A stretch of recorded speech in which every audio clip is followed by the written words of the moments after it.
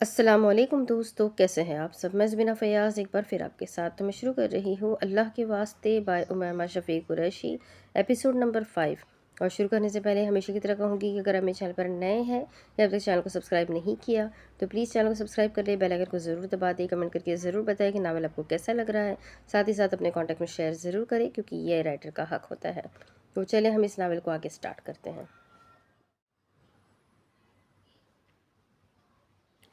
وہ تقریباً 10 منٹ سے ان محترمہ کا انتظار کر رہا تھا جو کہ آنے کا نام ہی نہیں لے رہی تھی۔ اس سے اب غصہ آنا شروع ہو گیا تھا۔ آخر ایسی بھی کون سی نماز پڑھ رہی تھی وہ؟ ایک تو اس آفس میں سگنلز بھی نہیں آ رہے تھے۔ وہ بادل و خواستہ وہاں سے اٹھا اور باہر چلا گیا۔ اس جگہ کے ہر ایک کونے سے وہ اچھی طرح باخبر تھا، مگر پچھلے 3 سال میں یہاں کافی تبدیلیاں کی گئی تھی۔ فون پر بات کرتے کرتے وہ آفس کمرے سے کافی آگے آ گیا تھا۔ اب ایک چھوٹے سے کمرے کے باہر اس کے قدم رکے تھے اور اس نے موبائل واپس اپنی جیب میں رکھا۔ جیسے ہی اس نے اپنا رخ کمرے کی طرف موڑا، اس کی نظر بند دروازے سے تھوڑا آگے کھڑکی پر پڑی۔ اسے کھڑکی سے ایک عجیب سی روشنی باہر آتی محسوس ہوئی۔ وہ نادانستہ طور پر قدم آگے بڑھا گیا۔ کھڑکی آدھی کھلی تھی اور آگے پردہ گرا تھا۔ اس نے پردہ تھوڑا سا کھسکایا، اندر مدھم مدھم سی روشنی تھی۔ اسے اپنے اندر ایک سکون سا اترتا ہوا محسوس ہوا۔ اچانک ہی اس کی نظر کمرے کے وسط میں کالے رنگ کے عبائے میں ملبوس لڑکی پر پڑی جو کہ نہایت پرسکون انداز میں نماز پڑھ رہی تھی۔ اس کی کسی عمل میں کوئی جلدی نہ تھی۔ وہاں سے شایان اس کا صرف دایہ رخ ہی دیکھ پایا تھا۔ اس کا چہرہ واضح نہ تھا۔ سائڈ پر رکھی کرسی پر ایک کالے رنگ کی سادہ سی شال رکھی تھی۔ شایان بہت انہماک سے سامنے کا منظر دیکھ رہا تھا۔ ایک طلسم تھا جو اس پر طاری ہوا تھا۔ وہ جائے نماز پر کھڑی لڑکی کی ہر حرکت کو بہت غور سے دیکھ رہا تھا۔ اس کا رکوع میں جھکنا، قیام، پھر سجدے میں جانا، ایسا کرتے شایان ارد گرد کی ہر چیز سے بیگانہ ہو چکا تھا۔ اچانک سامنے نماز پڑھتی لڑکی نے تشہد میں انگلی اٹھائی تھی۔ اس کی انگلی سے نکلتی روشنی شایان کی آنکھوں میں بری طرح سے چبھی تھی۔ وہ آنکھیں میج گیا۔ اس نے فوراً پردہ واپس ٹھیک کیا۔ اب وہ کھڑکی کے ساتھ دیوار سے ٹیک لگائے مسلسل گہری گہری سانسیں لے رہا تھا۔ چند ثانیوں بعد اس نے ایک بار پھر آگے بڑھ کر پردہ تھوڑا سا ہٹایا تھا۔ اب وہ لڑکی جانماز سے اٹھ کھڑی ہوئی تھی اور بہت احتیاط سے وہ اب جانماز طے کر رہی تھی۔ اس کے عبایا نے اس کا آدھا ہاتھ چھپایا ہوا تھا۔ اب اس لڑکی نے بہت آرام سے اپنے ہاتھوں پر سے عبایا ذرا سا ہٹایا تھا۔ لڑکی کا ہاتھ اب واضح نظر آ رہا تھا۔ شایان اس کی دودھی اور مخروطی انگلیوں سے پھوٹتی ہوئی روشنی کی تاب نہ لا سکا۔ وہ منہ پھیر گیا۔ اس کا دل تیزی سے دھڑکنے لگا۔ اس کی سانس اتھل پتھل ہو چکی تھی۔ پردے پر رکھا ہوا ہاتھ ہلکا سا کانپا تھا۔ اس نے پردہ واپس ٹھیک کیا۔ چند لمحوں بعد اس نے ہمت جمع کر کے ایک بار پھر پردہ ہٹایا۔ شاید وہ اس لڑکی کا چہرہ دیکھنا چاہتا تھا، شاید نہیں، یقیناً وہ یہ کرنا چاہتا تھا۔ جانماز سائڈ پر رکھے اب وہ اپنی چادر اٹھا رہی تھی۔ اس نے بہت آرام سے اپنے ارد گرد چادر پھیلائی۔ اس کی شخص شایان کو سحر انگیز لگی تھی۔ وہ اس کے اگلے عمل سے اچھی طرح واقف تھا۔ یقیناً وہ اب اس کی طرف پلٹنے والی تھی اور وہ بھی تو یہی چاہتا تھا۔ اپنے پیروں میں جوتے پہننے کے بعد وہ پلٹی تھی۔ اس کے پلٹتے ہی شایان نے اپنی آنکھیں بند کر لی اور پردہ واپس درست کر دیا اور اس نے خود کو ملامت کی۔ آخر وہ یہ کیا کرنے چاہ رہا تھا؟ سارا کے کہنے کے مطابق شہزاد صاحب کی بیٹی نماز پڑھ رہی تھی اور اس کمرے میں اس لڑکی کے علاوہ اور کوئی موجود نہ تھا۔ یقیناً یہی ان کی بیٹی ہوگی، اور اگر یہ واقعی شہزاد صاحب کی بیٹی تھی تو یہ خیانت ہوتی، اور کم از کم شایان یہ خیانت نہیں کر سکتا تھا۔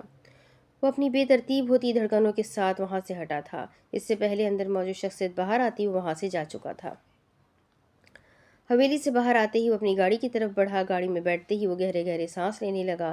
سامنے پڑی ہوئی پانی کی بوتل کو اس نے اپنے لبوں سے لگایا اور ایک ہی سانس میں اس نے بوتل میں موجود سارا پانی گلے کے اندر اتارا۔ اب وہ ڈرائیونگ سیٹ کے ساتھ ٹیک لگائے آنکھیں بند کیے بیٹھا، اپنی مشتعل سانسوں کو واپس نارمل کرنے لگا۔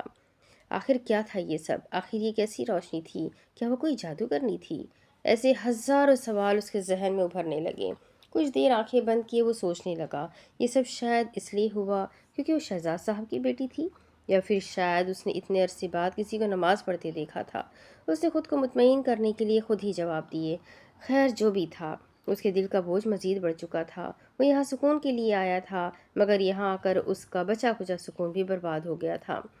آج رات پھر اسے نیند نہیں آنی تھی۔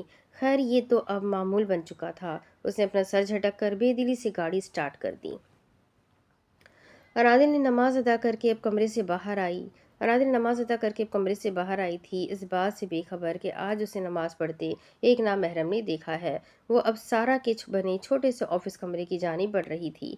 अगर उसे इल्म हो जाता कि शायान उसे नमाज पढ़ते देख चुका है तो आज यकीनन शायान का इस दुनिया में आखिरी दिन होता। कहा है तुम्हारे मिस्टर शायान? अंदर दाखिल होते ही अनादिल ने तंज़ लहजे में कहा। सामने एक फाइल में सर दिए बैठी सारा ने उसका जुमला दुरुस्त करवाया था। शान नहीं, शायान। एक ही बात है। सामने रखी कुर्सी पर बैठते हुए अनादिल ने लापरवाही से कहा। चले गए? अब तुम 2 घंटे की नमाज पढ़ोगी तो कौन इंतज़ार करेगा? सारा ने घूर कर कहा। कोई नहीं, जिन्होंने इंतज़ार करना होता है वो कर लेते हैं। और वैसे भी ना, मुझे तुम्हारा ये बिजनेसमैन बिल्कुल भी अच्छा नहीं लगा। अच्छा जी, बगैर मिले तुम ये कैसे कह सकती हो? सारा का अंदाज तंजिया था। मेरा दिल कहता है कि वो बिल्कुल भी अच्छा नहीं है और मेरा दिल हमेशा ठीक ही कहता है। अनादिल का लहजा पर यकीन था। कल तक तो तुम उनसे मिलना चाहती थी और मुझे अच्छे से याद है तुमने कहा था कि ऐसे अच्छे और नेक लोग बहुत कम ही पाए जाते हैं। हाँ, वो तो पुरानी बात है, अब मेरी राय बदल चुकी है। अनादिल के कहने पर सारा ने अफसोस से अपना सर झटका। अंदाज ऐसा था कि जैसे कहना चाह रही हो ये लड़की वाकई लाइलाज है। अनादिल ऑफिस कमरे से निकलकर बाहर लॉन की तरफ आई। सामने बेंच पर शांजा बैठी अपना मेकअप दुरुस्त कर रही थी। उनका मैच अभी अभी खत्म हुआ था और मैच लड़कियों की टीम जीत चुकी थी। अनादिल शांजा को देखकर मुस्कुरा दी।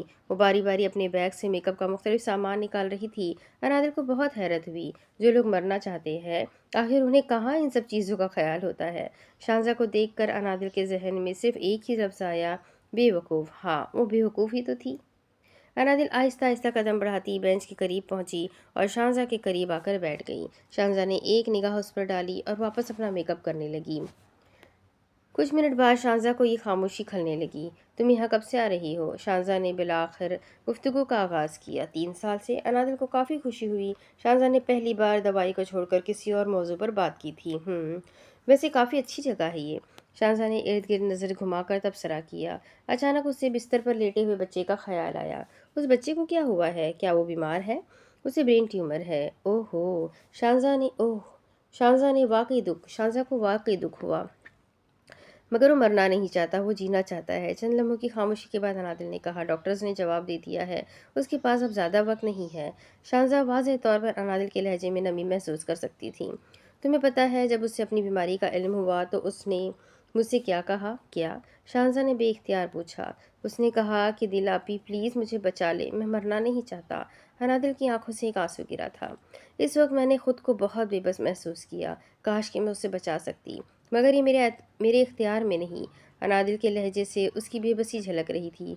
वैसे कितनी अजीब बात है ना, वो मर रहा है मगर जीना चाहता है और तुम जी रही हो मगर मरना चाहती हो। वो हंस दी थी। शांजा को उसका हंसना बिल्कुल पसंद ना आया।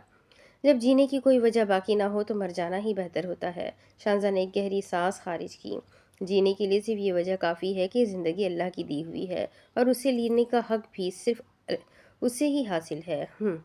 तुम ये कह सकती हो, ये जो तुम जीती जैसी मिडिल क्लास लड़कियां होती हैं ना, उन्हें बचपन से सिर्फ एक ही बात सिखाई जाती है कि सब्र करो, अल्लाह है ना, वो सब ठीक कर देगा, ये ज़िंदगी उसी की दी हुई है, वगैरह वगैरह। मगर हकीकत में ऐसा कुछ नहीं होता। शांजा इस्तेज़ाइया लहजे में गोया हुई और लफ्ज़ मिडिल क्लास पर अनादिल एक लम्हे के लिए ठिठकी थी, मगर अगले ही लम्हे वो सर झटक कर मुस्कुरा दी। आखिर क्यों लोग आपको आपके हुलिये से जज करते हैं? अब अगर वो अबाया में मलबूस थी तो इसका हरगिज़ मतलब ये नहीं था कि वो किसी मिडिल क्लास तबके से ताल्लुक़ रखती थी। शांजा ने अनादिल के मुतालिक खुद साख्ता राय कायम की थी और अनादिल ने भी उसकी गलतफहमी दूर नहीं की।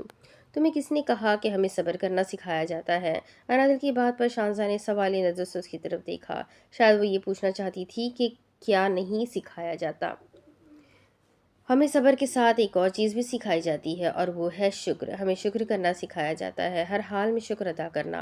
अनादिल का लहजा बहुत नरम था। खैर ये सब छोड़ो, मुझे एक बात बताओ, तुमने कभी हीटर पर अपने हाथों की सिकाई की है?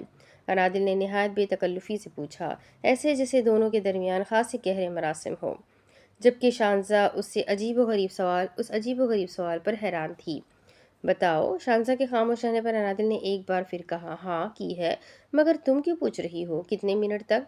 अनादिल शांजा के मजीद करीब हुई और नहायत दोस्ताना अंदाज में गोया हुई। क्या मतलब? आखिर तुम कहना क्या चाहती हो? शांजा झंझला उठी। अच्छा छोड़ो, ये बताओ कि जब हम आग पर या हीटर पर हाथों की सिकाई करते हैं तो हर 10 या 15 सेकंड बाद अपने हाथ वापस क्यों हटाते हैं? अनादिल ने एक और सवाल पूछा और शांजा को वो किसी पागल खाने से भागी हुई पागल लगी थी। आखिर वो किस किस्म की बचकाना सवाल कर रही थी? बताओ ना। अनादिल का अंदाज अभी दोस्ताना था। मुझे क्या पता। शांजा को कुछ कुछ समझ न आया। आखिर वो कहना क्या चाहती थी? क्या तुम आग पर मुसलसल 15 मिनट तक बगैर हाथ हटाए हाथ सेक सकती हो? अनादिल ने एक और सवाल किया। नहीं। शांजा को अब गुस्सा आने लगा था। क्यों? अनादिल ने बिला तौकुफ एक और सवाल पूछा। आग की तपिश की वजह से। शांजा के जवाब पर वो मुस्कुरा दी। हैरत की बात है, हम थोड़ी देर के लिए आग पर मुसलसल हाथ नहीं सेक सकते। कम से कम 1 या 2 सेकंड के लिए हम लाजमी अपना हाथ हटाते हैं, है ना? अनादिल की इस बेतुकी बात पर शांजा ने ना चाहते हुए भी इस बात में सर हिलाया। शांजा, अनादिल ने बहुत प्यार से उसे पुकारा। जब तुम्हारा हाथ 15 मिनट की मुसलसल तपिश बर्दाश्त नहीं कर सकता तो खुदकुशी करने के बाद तुम्हारा पूरा वजूद कैसे एक अवधि आग की तपिश बर्दाश्त करेगा? अनादिल की इस साफ गोई पर शांजा को शदीद झटका लगा। वो बात को कहाँ से कहाँ ले आई थी। तुम मुझे डरा रही हो? शांजा की जबान लड़खड़ाई थी। नहीं, डरा नहीं रही, हकीकत बता रही हूँ। अनादिल हल्के से तौक़ुफ़ के बाद गोया हुई। जिस आग में इस वक्त झुलस रही हो ना, जहन्नम की आग उससे कम ही होगी। शांजा का लहजा कर्बज़दा था। जब मैं 8 साल की थी ना तो मेरे वालदीन में अलहदगी हो गई थी। मुझे आज भी अच्छे से याद है उन दोनों की चीखो पुकार और उनका झगड़ना, छोटी छोटी बात पर मुश्तइल हो जाना। शांजा की आंखें नमकीन पानियों से भर गई और अनादिल ने भी उसे कोई तसल्ली न दी। वो चाहती थी कि शांजा अपने दिल का गुबार निकाल ले। डाइवोर्स तलाक के बाद मेरी माँ मुझे छोड़कर मलेशिया चली गई। वहाँ उन्होंने दूसरी शादी कर ली। दूसरे शौहर से 2 बेटे भी हैं उनके। लेकिन वो अपने दूसरे शौहर और बच्चों में ऐसी गुम हुई कि वो ये भूल ही गई कि उनकी एक बेटी भी है।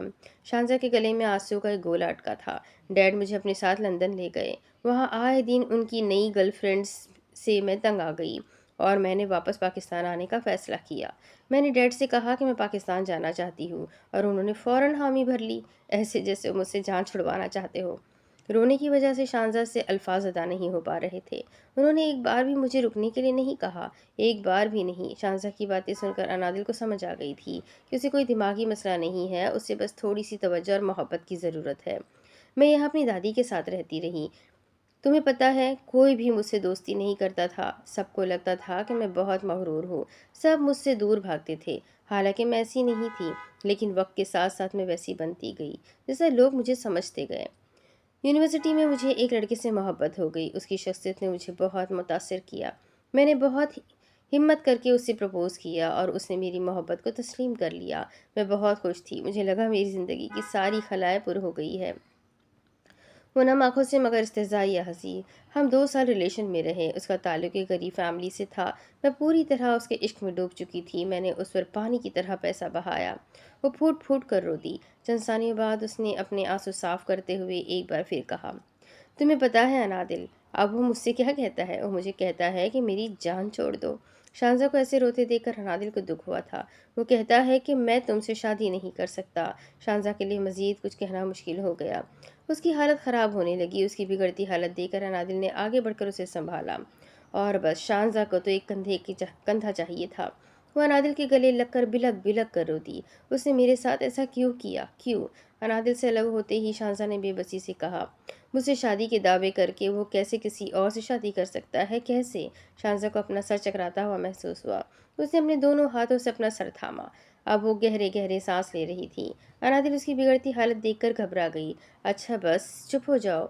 अनादिल ने उसे खामोश करवाया, क्योंकि अब अगर शांजा कुछ और कहती तो उसकी हालत मजीद बिगड़ सकती थी। चलो हम डॉक्टर के पास चलते हैं। नहीं, मैं ठीक हूँ। अपने हाथों से सर थामे शाहजहाँ ने लड़खड़ाती ज़बान से कहा। अब वो मुसलसल इनकार कर रही थी, मगर अनादिल ने उसकी एक ना सुनी। एक और लड़की की मदद से अनादिल ने उसे गाड़ी में बिठाया। ड्राइविंग सीट संभालते ही अनादिल ने गाड़ी स्टार्ट कर दी। तुम्हें गाड़ी चलाना आती है? शाहजहाँ को काफ़ी हैरत हुई। मैं तो जहाज़ भी उड़ा सकती हूँ। अनादिल ने मुस्कुराती आंखों से शाहजहाँ की तरफ देखा। मजाक कर रही हो? शाहजहाँ के मुसलसल घूरने पर अनादिल ने जवाब दिया और शाहजहाँ ने आंखें बंद करते करके अपना सर सीट पर टिका दिया। उसकी तबीयत वाकई ख़राब थी। थोड़ी देर बाद वो दोनों अस्पताल में मौजूद थी। मामूली से चेकअप के बाद वो दोनों वापस गाड़ी में बैठ गई। शांजा का बीपी ब्लड प्रेशर काफ़ी लो हो गया था, जिस वजह से उसकी तबीयत ख़राब हुई थी। مگر اب وہ کافی بہتر محسوس کر رہی تھی۔ گاڑی میں بیٹھتے ہی انادل نے شانزہ سے اس کے گھر کا ایڈریس پوچھا اور شانزہ نے بھی اسے چپ چاپ ایڈریس بتا دیا۔ اس میں اب اتنی سخت نہیں تھی کہ وہ خود ڈرائیو کر سکے۔ کتنی محبت کرتی ہو اس سے؟ گاڑی چلاتے ہوئے انادل نے بات کا آغاز کیا۔ بہت زیادہ، اتنی کہ ایک پل بھی اس کے بغیر نہیں رہ سکتی۔ وہ باقی سب سے بہت مختلف ہے۔ شانزہ نے آنکھیں بند کیے بے بسی سے جواب دیا۔ اچھا، اور کیا چیز اسے دوسروں سے مختلف بناتی ہے؟ اس کی باتیں۔ جب وہ بولتا ہے نا تو مجھ پر ایک سحر طاری ہو جاتا ہے۔ شانزہ کی بات پر بے ساختہ ہی انادل کا قہقہا چھوٹا اور شانزہ کو لگا وہ اس کا مذاق اڑا رہی ہے۔ مجھے پہلے ہی شک تھا کہ تم یہی کہو گی۔ انادل نے ایک نظر شانزہ کی طرف دیکھا۔ وہ بھی اسے ہی دیکھ رہی تھی۔ کیسے؟ کیونکہ میں اچھی طرح جانتی ہوں کہ نامحرم کی باتیں بہت سحر انگیز ہوتی ہے۔ تم کہنا کیا چاہتی ہو؟ انادل کی بات شانزہ کے سر پر سے گزری۔ میں سچ کہنا چاہتی ہوں، لیکن چھوڑو، تم سن نہیں سکو گی۔ انادل اپنے چیلنجنگ انداز سے شانزہ کو ضد دلا گئی تھی۔ میں سننا چاہتی ہوں۔ شانزہ کی بات پر انادل نے اچنبھے سے اس کی طرف دیکھا، ایسے جیسے کہنا چاہتی ہوں آر یو شیور؟ کیا تمہیں یقین ہے؟ ٹھیک ہے تو سنو۔ تم واحد لڑکی نہیں ہو جسے کسی نامحرم کی باتیں سحر انگیز لگی ہے، بلکہ ایسا تو ہر لڑکی کو لگتا ہے، ہر اس لڑکی کو جو کسی نامحرم کی محبت میں مبتلا ہوتی ہے۔ ایک لمحے کی خاموشی کے بعد انادل نے پھر کہا، ایک وقت تھا جب مجھے بالکل سمجھ نہیں آتی تھی کہ جانے وہ کون سی لڑکیاں ہوتی ہے جو کسی غیر شخص کے لیے اپنے ماں باپ کی عزت پیروں تلے رون دیتی ہے۔ پھر میں نے اس پر کافی ریسرچ کی، تب جا کر مجھے سمجھ آئی۔ کیا سمجھ آئی؟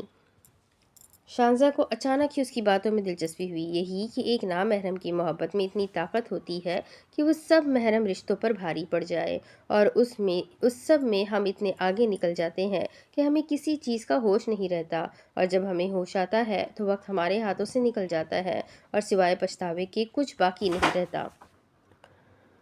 شانزہ دم سادھے انادل کی باتیں سن رہی تھی۔ ایک نامحرم مرد کی گفتگو اتنی محصور کن نہیں ہوتی جتنی ایک عورت کو لگتی ہے، بالکل اسی طرح جیسے ایک نامحرم عورت بھی اتنی حسین نہیں ہوتی جتنی ایک مرد کو لگتی ہے، اور وہ دونوں جانے انجانے میں تمام حدیں پار کر جاتے ہیں۔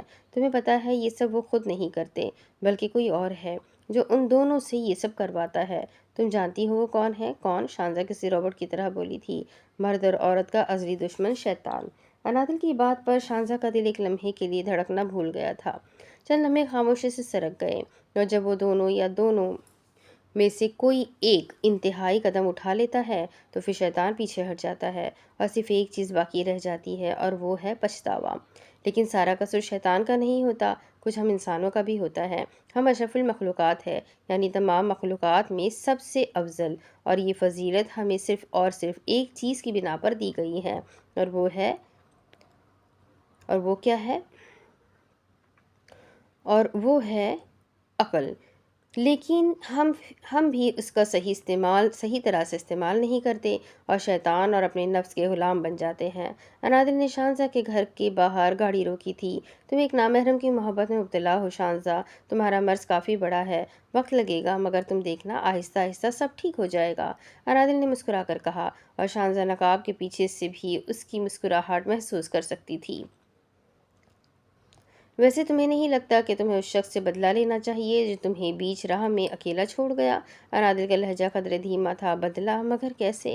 شانزہ نے تھکے تھکے انداز میں کہا، اس کے لیے مرنے کی بجائے اسے جی کر دکھاؤ، اس کی آنکھوں میں آنکھیں ڈال کر اس کا سامنا کرو، ایسے جیسے اس کے جانے سے تمہیں کوئی فرق نہیں پڑتا۔ ایسا کرنے سے کیا وہ مجھے مل جائے گا؟ شانزہ کی آنکھوں میں ایک امید ابھری۔ اگر وہ تمہارے حق میں بہتر ہو تو انشاءاللہ وہ تمہیں ضرور ملے گا، لیکن شانزہ اس کے لیے تمہیں صبر کرنا ہوگا۔ اللہ کسی کو اس کی سخت سے زیادہ نہیں آزماتا، یا تو وہ تمہیں مل جائے گا یا پھر تمہارے دل سے اتر جائے گا۔ انادل نے پرسکون انداز میں کہا، میں نے ایک نامحرم سے محبت ضرور کی ہے انادل، مگر میں تو اسے اپنا محرم بنانا چاہتی ہوں، تو اس کے لیے تو تمہیں جینا ہوگا شانزہ۔ نہیں، میں اسے کسی اور کا ہوتے نہیں دیکھ سکتی۔ وہ ایک بار پھر رو دی۔ میرے ہاتھ بالکل خالی ہو گئے ہیں، میرے پاس کچھ بھی نہیں بچا۔ شانزہ نے لب بھیجے جواب دیا، تمہارے ہاتھ خالی نہیں ہے شانزہ، تمہارے پاس تو وہ ہے جو آدھے سے زیادہ پاکستانیوں کے پاس بھی نہیں ہے۔ شانزہ نے انادل کی طرف سوالی نظروں سے دیکھا، تمہارے پاس پیسہ ہے شانزہ، جو کہ آدھی سے زیادہ عوام کے پاس نہیں ہے۔ تم چاہو تو اس پیسے سے دوسروں کی زندگی بہتر بنا سکتی ہو۔ ویسے تمہیں کیا لگتا ہے کہ میں تمہیں آج این جی او کیوں لے کر گئی تھی؟ کیوں؟ یہ سوال تو شانزہ بھی پوچھنا چاہتی تھی کہ آخر انادل اسے این جی او کیوں لے کر گئی تھی۔ میں تمہیں وہاں اس لیے لے کر گئی تھی تاکہ تمہیں دکھا سکوں کہ صرف تمہاری زندگی ہی مشکل نہیں ہے، اس دنیا میں ہر کسی کی زندگی مسائل سے گھری ہوئی ہے۔ تمہیں سالک یاد ہے جس نے تمہیں چیلنج کیا تھا؟ انادل کی بات پر شانزا نے اسبات میں سر ہلایا۔ تمہیں پتہ ہے اس کا تعلق ایک بہت ہی اچھی فیملی سے تھا، مگر اس کے والد نشہ کرتے تھے اور نشے کی حالت میں انہوں نے قتل کر دیا، اور اب اس کے والد کو قتل کے کیس میں پھانسی کی سزا سنائی گئی ہے۔ بس چند دنوں میں انہیں پھانسی ہو جائے گی۔ تمہیں پتہ ہے انہوں نے کس کا قتل کیا تھا؟ انادل کے سوال پر شانزا نے نفی میں سر ہلایا۔ اپنی بیوی کا، سالک کی ماں کا۔ انادل ایک لمحے کے لیے خاموش ہو گئی اور شانزا کو سالک پر بہت ترس آیا۔ اسے دیکھ کر تو کہیں سے بھی نہیں لگا کہ اس پر اتنے غموں کے پہاڑ ٹوٹے ہیں۔ جب اس کے والد کو جیل ہوئی تو سب رشتہ داروں نے مل کر جائیداد پر قبضہ کر لیا اور سالک کو گھر سے نکال دیا۔ تم جانتی ہو مجھے کہاں ملا؟ کہاں سے؟ شانزا نے روبوٹ کی مانند شانزا کسی روبوٹ کی مانند گویا ہوئی سڑک سے بھیک مانگتے ہوئے۔ انادل کی بات سن کر شانزا کا سانس اٹکا تھا اور نادانستہ طور پر اس کی آنکھیں نمکین پانی سے بھر گئی۔ صرف سالک ہی نہیں، وہاں موجود ہر بچے کی کہانی ہے، دردناک کہانی۔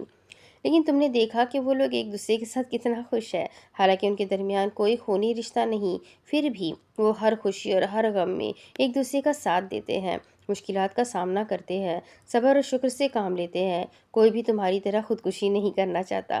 شانزا کا سر شرمندگی سے جھک گیا۔ پھر بھی تمہیں لگتا ہے کہ تمہارا غم بہت بڑا ہے اور خودکشی ہی اس کا واحد حل ہے؟ تو پھر ٹھیک ہے، یہ لو۔ انادل نے اپنے ہینڈ بیگ سے ایک دوائی سے بھری ہوئی شیشی شانزا کو پکڑائی، اور شانزا اچھی طرح جانتی تھی کہ اس شیشی کے اندر کیا ہے۔ اب فیصلہ تمہیں لینا ہے، یہ کہہ کر انادل گاڑی سے باہر نکل گئی اور شانزا بھی باہر آئی۔ تم اپنے ڈرائیور سے کہو کہ مجھے گھر چھوڑ دے۔ تم اندر نہیں آؤ گی؟ نہیں، اب میں تمہارے کل پر ہی آؤں گی، وہ ہنس دی تھی۔ مگر شانزا ہنوز خاموش تھی، اسے سنبھلنے کے لیے کچھ وقت درکار تھا۔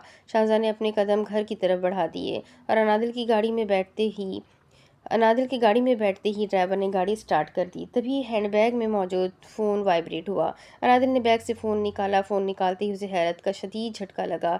ہائے اللہ، آپیہ کی اتنی مس کالز! انادل کو اچانک سے یاد آیا کہ وہ تو انابیہ کو عصر تک کا کہہ کر آئی تھی، اور اب تو مغرب ہو رہی ہے، آج تو اس کی شامت پکی ہے۔ اس نے انابیہ کو کال کرنی چاہی، مگر فون کی بیٹری بالکل ڈیڈ تھی۔ اف، اب کیا ہوگا؟ انادل کو ٹھنڈے پسینے آنے لگے۔ کوئی بات نہیں، میں کہہ دوں گی کہ مریم نے روک لیا تھا، زیادہ سے زیادہ کیا ہوگا، ڈانٹ ہی پڑے گی نا۔ اب وہ خود کو تسلیاں دے رہی تھی۔ تھوڑی دیر بعد ڈرائیور نے گھر کے سامنے گاڑی روکی اور انادل بھاگ کر اندر داخل ہوئی۔ اندر داخل ہوتے ہی اس نے اپنا نقاب ہٹایا۔ شاید اسے سانس لینے میں مشکل ہو رہی تھی اور دل کی بھی عجیب کیفیت تھی۔ سامنے لاؤنج میں انابیہ سر پکڑے بیٹھی تھی۔ انادل کو دیکھ کر وہ تیز تیز قدم اٹھاتی اس تک آئی۔ اس کی آنکھیں سرخ تھی، شاید رونے کی وجہ سے۔ کہاں تھی تم؟ انابیہ کے ہر انداز سے غصہ جھلک رہا تھا، جس پر ایک لمحے کے لیے انادل کا سانس سوکھ گیا تھا۔ میں مریم کی طرف تھی، بتایا تو تھا میں نے آپ کو۔ نہ چاہتے ہوئے بھی اس کی زبان لڑکھڑائی تھی۔ وہ مریم نے مجھے روک لیا تھا، اس لیے چٹاخ۔ انادل کے جملہ مکمل ہونے سے پہلے ہی اس کے گال پر ایک زبردست تماچہ پڑا تھا۔ اب وہ ایک ہاتھ اپنے گال پر رکھے بے یقینی سے انابیہ کی طرف دیکھ رہی تھی اور آنکھیں آنسو سے بھر گئی تھیں۔ انابیہ نے زندگی میں پہلی بار انادل پر ہاتھ اٹھایا تھا۔ شرم نہیں آتی جھوٹ بولتے ہوئے؟ میں نے پوچھا کہاں تھی تم؟ انادل کو بازو سے دبوچے انابیہ نے کاٹدار لہجے میں کہا، جس پر انادل بری طرح سہم گئی۔ آپیہ مریم، جھوٹ مت بولو انادل، آج انابیہ نے پہلی دفعہ اسے دل کہہ کر نہیں پکارا تھا۔ تمہارے جانے کے بعد میں نے مریم کو کال کی تھی، اگر تم اس کے ساتھ تھی تو وہ مجھ سے تمہارے بارے میں کیوں پوچھ رہی تھی؟ ہاں بولو۔ انابیہ کی آنکھیں غصے سے سرخ تھی، جس پر انادل نے روتے ہوئے شرمندگی سے سر جھکا لیا۔ میں انجھی ہو گئی تھی، وہ منمنائی تھی۔ مجھے لگا تھا تم بدل گئی ہو، لیکن نہیں، میں غلط تھی، تم آج بھی وہی ہو انادل۔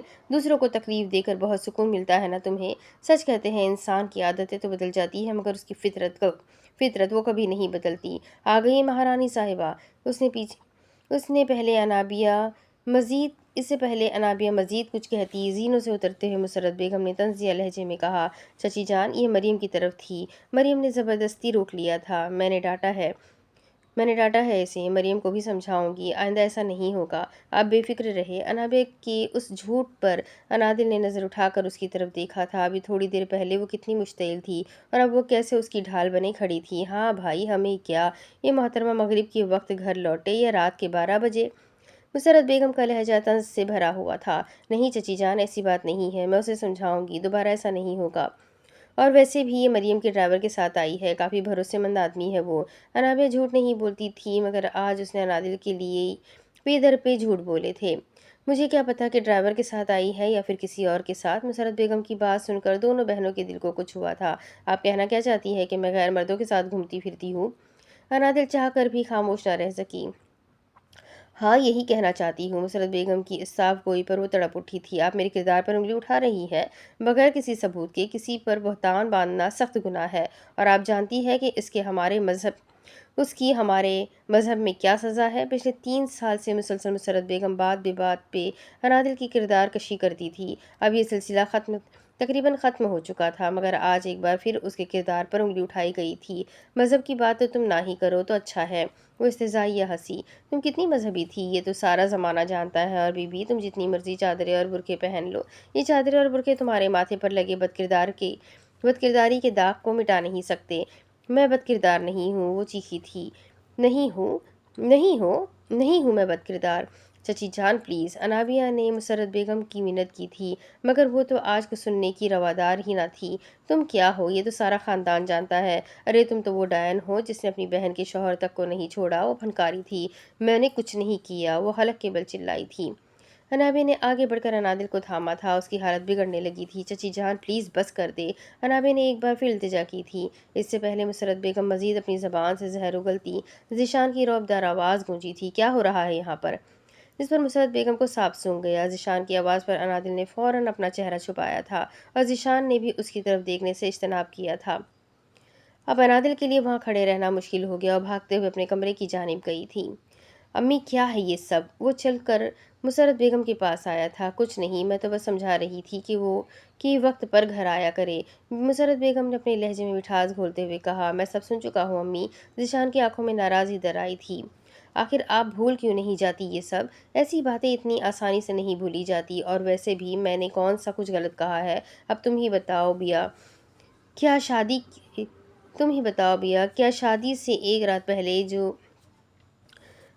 जवाद तुम्हें छोड़कर अनादिल के पीछे नहीं गया था? मुसर्रत बेगम की बात पर अनाबिया का सर झुक गया। अजियत और बेबसी से उसने सख्ती से आंखें मीच ली। अम्मी प्लीज़। ईशान का चेहरा गुस्से की वजह से सुर्ख हुआ था। बिया अब मेरी बीवी है और मैं अपनी बीवी का नाम किसी गैर मर्द के साथ बर्दाश्त नहीं करूँगा। और अगर आज के बाद आपने बिया या फिर दिल में से किसी को कुछ भी कहा या फिर कोई ताना दिया तो मैं बिया को लेकर यहाँ से हमेशा हमेशा के लिए चला जाऊँगा। फिर आप सारी ज़िंदगी मेरी शक्ल देखने को तरसेंगी। वो आंखों में सख्ती लिए अपनी माँ को बहुत कुछ बावर करवा गया था। ज़िशान की बात पर अनाबिया ने रश्क से अपने शौहर की तरफ देखा था। कैसे वो हमेशा उसकी ढाल बन जाता था।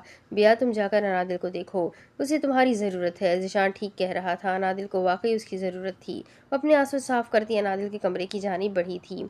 क्या मैं अंदर आ सकता हूँ? ऑफिस कमरे का दरवाज़ा नॉक करते उसने संजीदगी से पूछा था। नहीं, एक लफ्ज़ी जवाब आया जिस पर वो मुस्कुराकर अंदर दाखिल हुआ। मैंने नहीं कहा था। उन्होंने जानबूझकर अपने लहजे को सख्त बनाने की नाकाम कोशिश की, जिसमें मुकाबिल के लबों पर आई मुस्कुराहट मजीद गहरी हुई। ये आपकी बस की बात नहीं है। सामने रखी गई कुर्सी पर बैठते ही उसने नफ़ी में सर हिलाते हुए कहा। है ना, मुझे भी यही लगता है। गहरी सांस खारिज करते हुए मुस्कुरा दिए। लेकिन मैं तुमसे बात नहीं करूँगा, उन्होंने मसनूई नाराज़गी से कहा। आई एम सॉरी, मैं पहले ही आना चाहता था, मगर आपको तो पता है ना अम्मी की तबीयत का, उन्हें अकेला नहीं छोड़ सकता था। उसने शर्मिंदगी से सर झुकाते हुए माजरत की थी, हालांकि ये उसके मिजाज के खिलाफ था।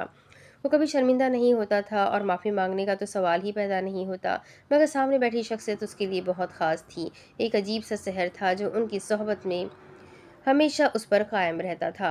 अच्छा ठीक है, जाओ, क्या याद करोगे? माफ़ किया। वो फ़ौरन मान गए थे, जिस पर वो मुस्कुरा दिया। वो ज़्यादा देर तक उनसे नाराज़ नहीं रह सकते थे। वो एक नहायत ही शफीक हस्ती थी। शलवार कमीज में मलबूस सादा सा हुलिया और चेहरे पर मौजूद दाढ़ी और आंखों में अजीब सी चमक, उस सब के बावजूद भी उनकी शख्सियत में एक ग्रेस था जो कि किसी को भी मुतासिर कर सकता था। शोबे के लिहाज से वो एक बिजनेसमैन थे और वो अक्सर उनसे मिलने के लिए आता था, मगर पिछले 1 महीने से वो नहीं आया था, जिस वजह से वो नाराज़ थे। वैसे पढ़ाई कैसी जा रही है बरखुरदार? वो अब तमाम तर नाराज़गी भुलाए नहायत शाइस्ता लहजे में गोया हुए। इससे पहले कि वो जवाब देता वो पहले ही बोल उठे। ओह सॉरी सॉरी, मेरा मतलब है मिस्टर हैंडसम। انہوں نے آنکھوں میں شرارت لیے کہا، جس پر نہ چاہتے ہوئے بھی مقابل کا قہقہا چھوٹا تھا۔ اب چھوڑ بھی دے اس بات کو، اس وقت میں بہت چھوٹا تھا۔ تم اب بھی چھوٹے ہی ہو۔ انہوں نے مسکرا کر اسے باور کروایا۔ میں پورے 15 سال کا ہوں، اس نے احتجاجاً کہا۔ ہاں تو یہ بھی تو بھلا کوئی عمر ہے۔ یہ بھی بھلا کوئی عمر ہے، انہوں نے لاپرواہی سے کہا۔ ویسے آج میری یاد کیسے آ گئی؟ انہوں نے سوالیہ نظر سے اس کی طرف دیکھا۔ آپ بھولتے ہی کب ہیں مجھے؟ آپ کو پتہ ہے آپ بہت اچھے ہیں، بہت زیادہ۔ اب تم مجھے مکھن لگا رہے ہو۔ انہوں نے ایک آنکھ اچکا کر شرارت سے کہا۔ نہیں، ہرگز نہیں، میں سچ کہہ رہا ہوں۔ وہ اپنے ہر انداز سے انہیں یقین دلانے کی کوشش کرنے لگا۔ ویسے تم بھی بہت اچھے ہو، مگر بس ایک مسئلہ ہے، اگر تم اپنے غصے پر تھوڑا قابو پا لو تو باقی سب ٹھیک ہے۔ بچپن سے ہی اس کا غصہ بہت غضبناک تھا۔ میں نہیں چاہتا کہ اس غصے کی وجہ سے زندگی میں کبھی بھی تمہیں پچھتانا پڑے۔ وہ اپنے میٹھے لہجے سے ایک بار پھر اس پر زہر قائم کر رہے تھے۔ مانو گے نا میری بات؟ اسے خاموش دیکھ کر انہوں نے ایک بار پھر سے کہا۔ آپ کی نہیں مانوں گا تو پھر کس کی مانوں گا؟ اس نے اپنی بھوری آنکھوں سے سامنے بیٹھی شخصیت کی گہری چمکتی شہد آنکھوں میں دیکھ کر کہا۔ آپ نے مجھے قرآن حفظ کروایا ہے، آپ میرے لیے قابل احترام ہے۔ اس کے ہر انداز سے سامنے بیٹھی شخصیت کے لیے احترام جھلکتا تھا۔ اب اس کے آگے کی کہانی میں آپ کو اگلے ویڈیو میں سناتی ہوں کہ آگے کیا ہوگا۔ یہ جاننے کے لیے میرے ساتھ بنے رہے۔ ویڈیو کو لائک کریں، چینل کو سبسکرائب کریں، بیل آئیکن کو ضرور دبائیں۔ تو ملتے ہیں اگلے ویڈیو میں، تب تک کے لیے اپنا خوب سارا خیال رکھیں، مجھے بھی دعا میں یاد رکھیں۔ اللہ حافظ۔